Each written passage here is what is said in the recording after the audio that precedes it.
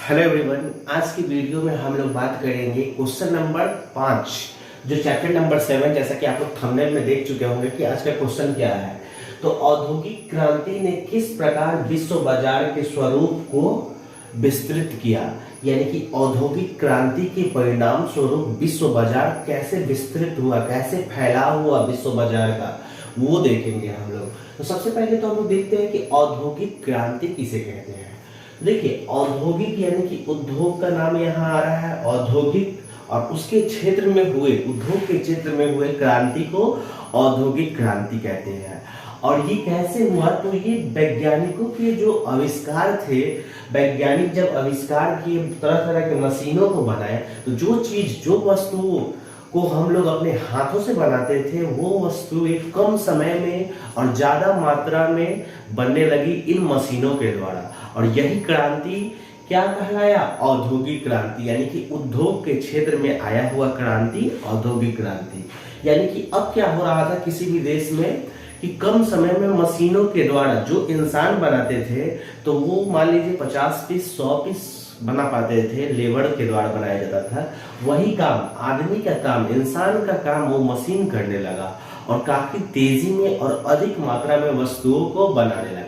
इससे क्या हुआ कि समय की बचत हुई, मजदूरों की कम आवश्यकता पड़ी, इसके अलावा ज्यादा मात्रा में वस्तुएं बनने लगी और लोग मुनाफा कमाने लगे। तो आज के डेट में कौन नहीं चाहता है मुनाफा कमाना, तो इसी को कहते हैं औद्योगिक क्रांति। देखिए, जितने भी बड़े बड़े देश थे वो क्या करने लगे कि अपने देश के फैक्ट्रियों में सामानों को काफी मात्रा में बनाने लगे।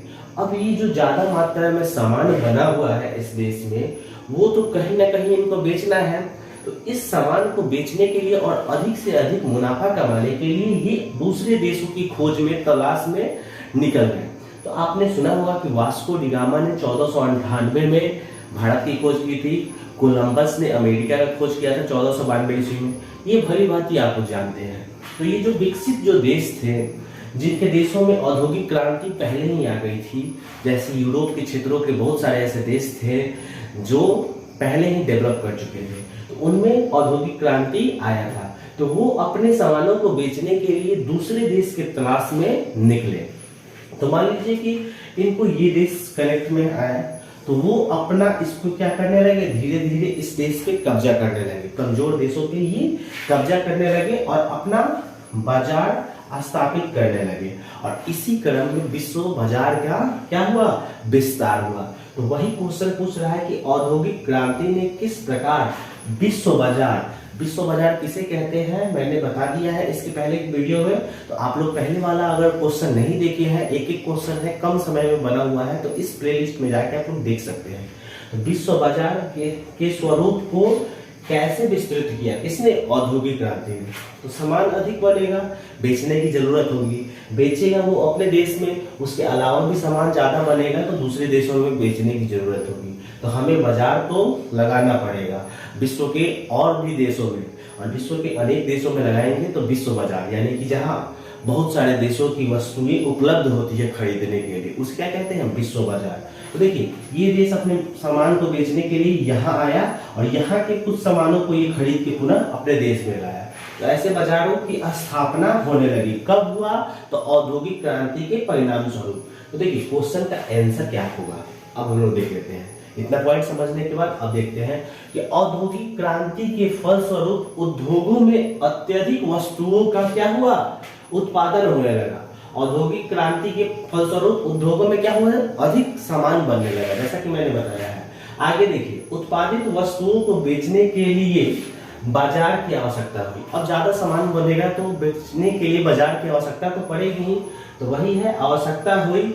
इसके लिए ब्रिटिश जैसे कई देशों ने कमजोर राष्ट्रों के साथ व्यापार प्रारंभ कर वहां वस्तुएं बेचने लगे। देखिए, यहाँ काफी इंपॉर्टेंट है, इसके लिए क्या हुआ, ब्रिटिश जैसे कई देश, ब्रिटिश का ही नाम क्यों आया है, ब्रिटिश एग्जाम्पल है, जैसे कि ब्रिटिश कंपनी, अंग्रेजों ने जैसे हमें गुलाम बनाया था। क्यों गुलाम बनाया था, अधिक से अधिक मुनाफा कमाने के लिए और अपने व्यापार को हमारे देशों में करने के लिए।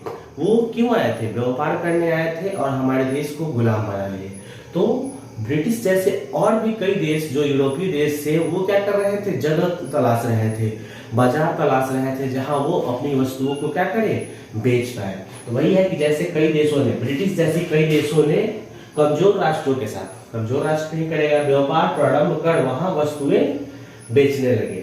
इस प्रकार धीरे धीरे विश्व बाजार का स्वरूप विस्तृत हुआ, यानी कि फैल गया। तो ये था इसका आंसर, आप लोग को स्क्रीन पे दिख रहा होगा। एक बार आप लोग स्क्रीनशॉट ले ले और इस क्वेश्चन को लिख ले, और अगर समझ में नहीं आया तो फिर से इस वीडियो को एक बार और देख ले। बस आज के लिए इतना ही। Thank you so much.